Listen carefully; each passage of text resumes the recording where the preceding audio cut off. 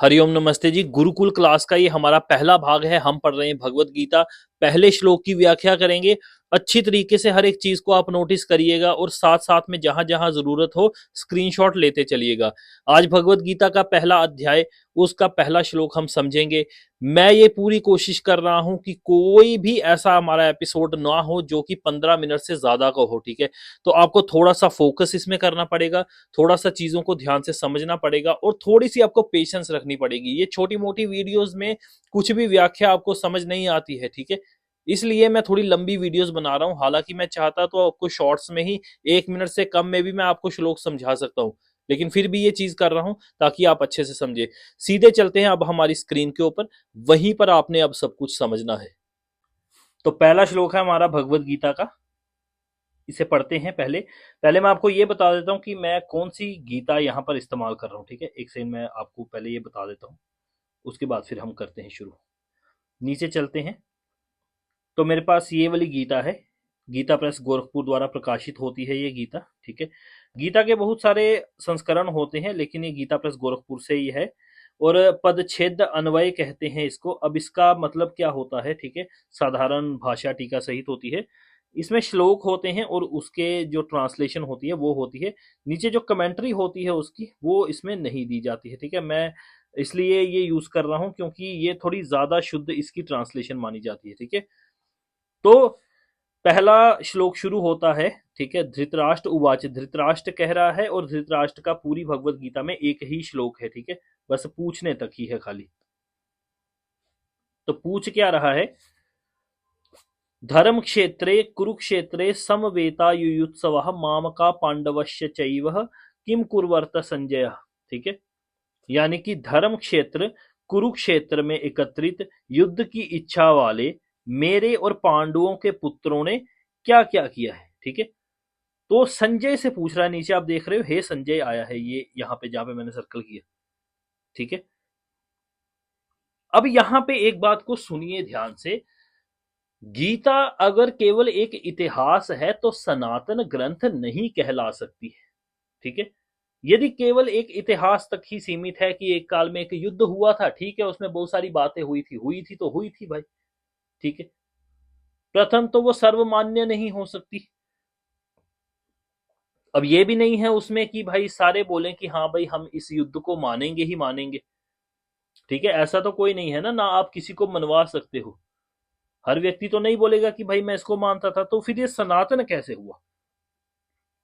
देखिए, इसमें जो ज्ञान दिया गया है क्या वो सैद्धांतिक है, ये तय करता है कि ये सनातन कहलाएगी या नहीं। सनातन का अर्थ जो सभी पर लागू होने वाले सिद्धांत है, ठीक है। अब इसका एक दार्शनिक विषय है, वो दार्शनिक विषय ही सनातन होता है। कोई भी किसी काल में घटित हुई घटना जो है वो सनातन नहीं होती, ठीक है। इस बात को अच्छी तरीके से समझ लीजिए। किसी काल क्रम में यदि कोई घटना घटित हुई है वो सनातन नहीं होती, लेकिन उससे यदि कोई हमें ऐसी एक मॉरल मिलती है या कोई ऐसा संदेश मिलता है जो पूरी की पूरी मानवता के लिए कल्याणकारी है तो उसे सनातन अवश्य कहा जा सकता है, ठीक है। और गीता जो है वो जब तक दर्शन नहीं बनती है तब तक सनातन नहीं होती। तब तक गीता एक उपदेश है कि किसी ने किसी काल काल में किसी को ये संदेश दिया था या किसी को ये बात कही थी, ठीक है। मुझे पूरी उम्मीद है जो मैंने कहा है वो आपने समझा होगा। चलिए अब आगे चलते हैं इसमें। अब ये भी तो लोग कह सकते हैं ना कि भाई आपको क्या सबूत है आपके पास कि भाई कृष्ण ने ये इसको कहा ही कहा था अर्जुन को। तो इसमें कोई ऐसी बात नहीं है कि आपके पास इसकी कोई लाइव कोई रिकॉर्डिंग पड़ी हुई है या सीसीटीवी की कोई रिकॉर्डिंग है। हमने ये देखना है क्या हमें गीता के भीतर जो मिलने वाला है वो सबके लिए सर्वमान्य है या नहीं है, यानी कि सारे जगत के लिए कल्याणकारी है या नहीं है, तभी वो सनातन सिद्धांत सिद्ध होता है, ठीक है। चलिए चलते हैं अब आगे। अब यहां पर इस चीज का आपको मैं दर्शन ही समझाने वाला हूं। तो दर्शन में क्या हो रहा है, एक व्यक्ति है, ठीक है, जिसका मतलब है जिसका नाम है धृतराष्ट्र, ठीक है, मतलब नहीं है, नाम है धृतराष्ट्र, अर्थात राष्ट्र को जो धारण करने वाला है ऐसा आप कह सकते हो। परंतु वह अंधा है, ठीक है, यानी वह देख नहीं सकता। अब देख नहीं सकता का मतलब ये नहीं है कि घटनाएं घटित नहीं हो रही, चीजें घट रही हैं, कार्य चल रहे हैं, बस वो देख नहीं पा रहा है। ठीक है, अब धृतराष्ट्र केवल आंखों से नहीं बल्कि विवेक से भी शून्य है। ठीक है, वो विवेक से भी शून्य है। इसका मतलब क्या होता है, जो सत्य असत्य में भेद बुद्धि होती है, ठीक है, या जो कर्म अकर्म में भेद बुद्धि होती है, वो नहीं लगा पा रहा है। ठीक है, इसलिए उसको वहां पर अंधा कहा गया है कि राष्ट्र को धारण करने वाला ऐसा है जो कि विवेक खो चुका है अपना। ठीक है, ये कोई भी, ये आपके जीवन का सिद्धांत है। सर्वप्रथम ये जानिए, गीता आपके आपका जो जीवन क्षेत्र है ना, इसके बीच में घटित हो रही है गीता।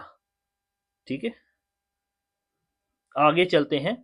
तो प्रश्न करने वाले जो हैं वो धृतराष्ट्र हैं और उत्तर देने वाले हैं संजय। ठीक है, संजय का अर्थ है जो ज्ञानी व्यक्ति है, जिसने कुछ संच किया है। ठीक है, संचय जिसने कुछ किया है उसे कहते हैं संजय। तो एक ज्ञानी पुरुष से एक विवेकहीन पुरुष यहां पर पूछ रहा है कि इस धर्म क्षेत्र में, अर्थात इस कुरुक्षेत्र में, यानी कि हमारे जीवन में ये चल क्या रहा है। मैं बेबस हूं, मैं विवेक नहीं लगा पा रहा हूं, मेरे को नहीं समझ आ रहा कि परिस्थितियां किस प्रकार की बन गई है। ठीक है, तो यहां तक रहे तो हमें ये समझ आती है कि जब भी ऐसा कोई समय आ जाए कि आपके पास कोई विवेक बुद्धि ना हो, आप फैसला ना कर पा रहे हो, तो किसी ज्ञानवान पुरुष को ढूंढिए जिसने कुछ संचित किया हो। ठीक है, ऐसे व्यक्ति को संजय कहा जा रहा है यहां पर। और यदि आप इसका आश्रय नहीं लोगे, ठीक है, तो एक तो पहले ही विवेक से हीन हो, चीजें तो हो रही हैं परंतु आपको समझ नहीं आ रहा कि इसके बीच में मैं क्या कर सकता हूं। ठीक है, या मैं किस प्रकार इसको देखूं, या इससे किस प्रकार मैं सीख लूं। ठीक है, तो संजय से प्रश्न कर रहे हैं धृतराष्ट्र, एक ऐसा व्यक्ति जो विवेक से शून्य है, वह एक ऐसे व्यक्ति से पूछ रहा है जिसने ज्ञान का संचय किया है। ठीक है, तो संजय से एक प्रश्न कर रहे हैं कि युद्ध भूमि में क्या चल रहा है, मेरे और पांडु के पुत्रों ने क्या क्या किया है। ठीक है, तो युद्ध भूमि के रिलेटेड ये प्रश्न है। ठीक है, यानी कि जीवन के विषय में ये पूछा जा रहा है एक विवेकहीन व्यक्ति के द्वारा एक विवेकशील पुरुष से। ठीक है, संजय के पास दिव्य दृष्टि है। संजय के पास क्या है? दिव्य दृष्टि। दिव्य दृष्टि का अर्थ क्या है? एक ऐसी दृष्टि जिससे हम कुछ ऐसा देख सकते हैं जो सच में है नहीं। ठीक है, एक ऐसी दृष्टि यानी कि ऐसी एक आंख, ठीक है, या फिर ऐसा आप कह सकते हो कि बुद्धि, या ऐसा विवेक कह सकते हो, कुछ भी, लेकिन यहां दृष्टि ही रखते हैं। एक ऐसी दृष्टि आपको दी गई है कि चीजें जो घटित नहीं हो रही लेकिन आपको दिखाई दे रही, ऐसा है? नहीं, बिल्कुल ऐसा नहीं होता। दिव्य दृष्टि का अर्थ है चीजें घटित हो रही हैं, ठीक है, परंतु आप उसको यथावत रूप में देख नहीं पा रहे हो।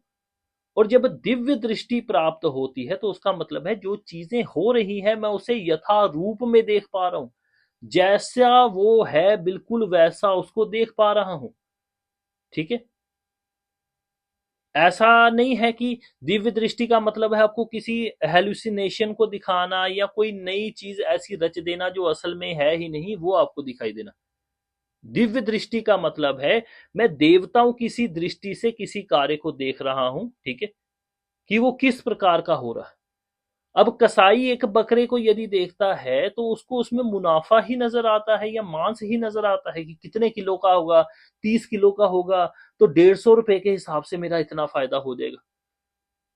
वहीं यदि कोई अच्छा सत्पुरुष उसे देखता है तो वो देखता है कि स्वयं परमात्मा इसके अंदर विराजमान है और कितना सुंदर इसका शरीर है, ठीक है, कितने अच्छे अंग प्रत्यंग है, इसकी तो मुझे पूजा करनी चाहिए। इसे मैं कुछ भोजन खिला देता हूं, कुछ पानी पिला देता हूं, मेरे परमात्मा मेरे से प्रसन्न होंगे, है ना। तो दिव्य दृष्टि का अर्थ ही है जो देवताओं की सी दृष्टि प्राप्त करवा दे। ठीक है, ऐसे ज्ञान को यहां पर कहा गया है दिव्य दृष्टि। अब आगे चलते हैं, तो दिव्य दृष्टि देने वाले कौन है? दिव्य दृष्टि देने वाले हैं वेद व्यास जी। वेद व्यास का अपना ही नाम बिल्कुल सार्थक है। वेद व्यास का अर्थ है जिसने वेदों का भाग किया हो। ठीक है, यहां पर मैं इसको थोड़ा सा ऐसे कर लेता हूं, वेदों का भाग करने वाले। वेद व्यास का मतलब है वेद के भाग करने वाले।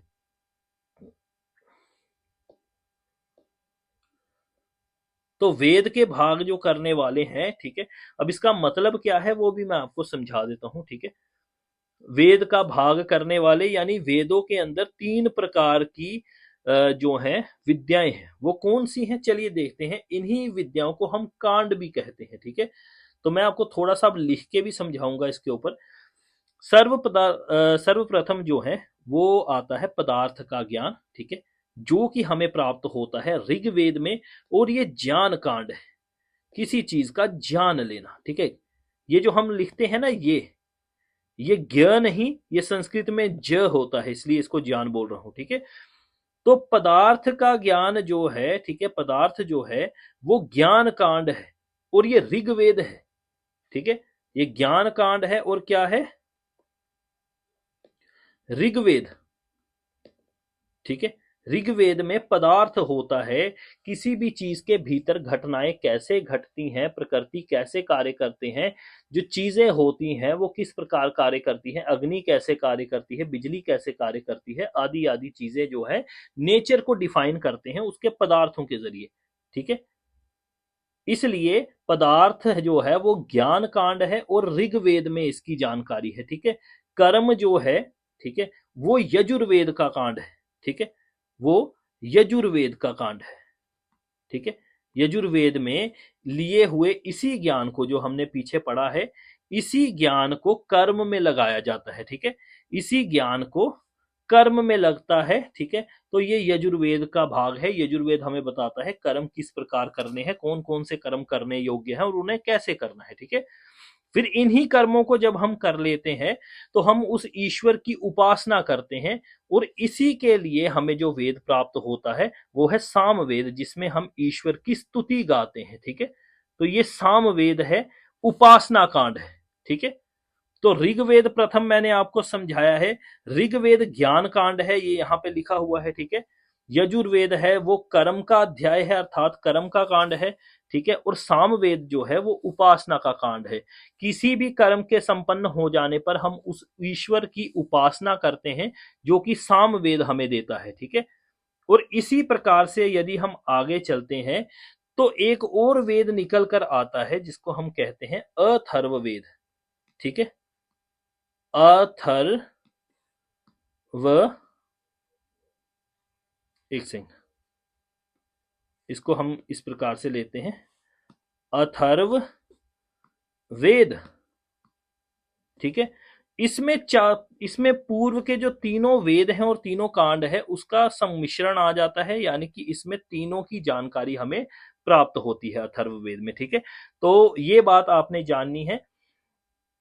अब जो व्यक्ति कर्म का भी ज्ञान रखता है, ठीक है, ध्यान से देखिए यहां पर, जो कर्म का भी ज्ञान रखता है, जो पदार्थ का भी ज्ञान रखता है, ठीक है, और जो उपासना का भी ज्ञान रखता है और सारे सम्मिश्रण भी रखता है, ठीक है, ज्ञान हर एक प्रकार का, पदार्थ क्या है उसको कर्म में कैसे लाएंगे और फिर उसकी उपासना कैसे करेंगे, ये सब कुछ जिसने अलग अलग हर एक प्रकार से जान लिया है, उस महर्षि को कहा जा रहा है यहां पर वेद व्यास, यानी कि वेदों के हर एक प्रकार के ज्ञान को जानने वाला, ठीक है। चाहे वो कर्म का हो, चाहे वो पदार्थ का हो, चाहे वो हो हमारा उपासना का, ठीक है।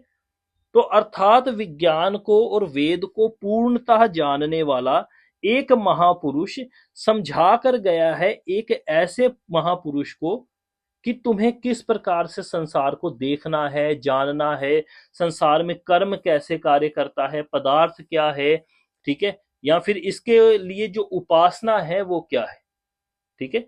तो वेदों का पूरा ज्ञान रखने वाला व्यक्ति यहां पर एक दिव्य दृष्टि देकर गया है एक व्यक्ति को जिसका नाम है संजय, ठीक है। तो वेद व्यास का अर्थ है जिसने वेदों के भागों को जाना हो, ठीक है। जो तीनों भागों को जानता हो, कर्म को भी जानता हो, वो पदार्थ को भी जानता हो, उपासना को भी जानता हो। ऐसे एक महापुरुष सिद्ध ऋषि ने संजय नाम के एक दिव्य पुरुष को एक दिव्य दृष्टि दी है। दिव्य दृष्टि क्या होती है वो ऑलरेडी मैं समझा चुका हूं, ठीक है, कि किस प्रकार संसार में किस वस्तु को किस प्रकार देखना है, वो यथार्थ रूप में क्या है, ठीक है। अब इससे आज हमें ये पता चलता है कि मनुष्य के लिए इस जो श्लोक है उसमें क्या छुपा हुआ है। तो इस श्लोक में मनुष्य के लिए एक शिक्षा छुपी हुई है, ठीक है। और शिक्षा क्या है? शिक्षा यह है कि जब स्वयं आपको जीवन में कुछ भी ऐसा लग रहा हो कि मेरे को जीवन में उथल पुथल दिख रही है परंतु समझ कुछ नहीं आ रहा, ठीक है, क्योंकि मैं विवेक से शून्य अर्थात उसी प्रकार से नेत्रहीन है, ठीक है। यदि मेरी भी स्थिति ऐसी है तो मुझे किसी ऐसे व्यक्ति को ढूंढना चाहिए जिसने दिव्य पुरुषों से, जैसे वो वेद व्यास थे, ठीक है, यानी कि विद्या, वेद का अर्थ विद्या भी है, ठीक है। तो जिसने उच्च विद्या प्राप्त की हो, किसी ऐसे विद्यावान पुरुष के पास हमें जाना चाहिए और उससे अपने जीवन का हाल बताना चाहिए और उससे प्रश्न करना चाहिए कि बताइए मैं इस संसार में किस प्रकार अपने कार्य सिद्ध कर सकता हूं, ठीक है, कि ये जो सब मेरे जीवन में घटित हो रहा है ये क्या हो रहा है, कृपया मेरे को बताइए और किस प्रकार मैं अपना कल्याण करवा सकता हूं, ठीक है। अब क्योंकि उस व्यक्ति ने विद्या प्राप्त की है, यदि आप कोई ऐसा सत्पुरुष ढूंढ लेते हैं, ठीक है, जिसने की विद्या के भाग को अर्थात वेद के भाग को जानने वालों से विद्या प्राप्त की है, ठीक है, अर्थात वो स्वयं भी विद्यावान सत्पुरुष है और सत्पुरुषों से ही उसने विद्या को ग्रहण किया है, ठीक है, तो वह विद्यावान पुरुष अवश्य ही आपके कार्यों को सिद्ध कर देगा। यही आज का हमारा श्लोक है और इसी से आज हमें यही जानकारी मिलती है, ठीक है। तो उम्मीद है आपने पूरे के पूरे श्लोक को समझा होगा। अच्छी तरीके से प्रैक्टिस करिए, इसको सुनिए, ठीक है। आगे चल के और बहुत कुछ आपके लिए लाता रहूंगा। अभी क्या है कि मैं चाहूं तो इसकी 1-1.5 घंटे की भी व्याख्या कर सकता हूं और मैं करता भी रहता हूं अपने चैनल पर जब हम लाइव आते हैं, लेकिन मैं ज्यादा लंबा आपके लिए इसे खींचना नहीं चाहता था, ठीक है, इसलिए जितना शॉर्ट में हुआ उतना समझा दिया है। ये सिद्धांत हिंदू, मुस्लिम, सिख, ईसाई सभी पर लागू होता है। उस हर एक व्यक्ति, चाहे वो नास्तिक आस्तिक क्यों ना हो, जब भी उसके जीवन में कुछ भी उथल पुथल मचती है तो वो ऐसे व्यक्तियों के शरण में जाता है, चाहे वो घर के परिवार के बड़े बूढ़े हों या फिर अपने टीचर्स हों, उनकी शरण में जाता है और उनसे ही इन सब बातों का ज्ञान लेता है। ये आप भी जानते हैं, इसलिए ये जो हमारा श्लोक है इस प्रकार से ये सनातन सिद्ध होता है, अर्थात सभी के लिए कल्याणकारी, सर्व समाज के लिए कल्याणकारी है। आप सबने यहाँ तक देखा है इसे, आपका बहुत आभार है। अगले भाग में जल्द मिलता हूं। हरिओम, नमस्ते।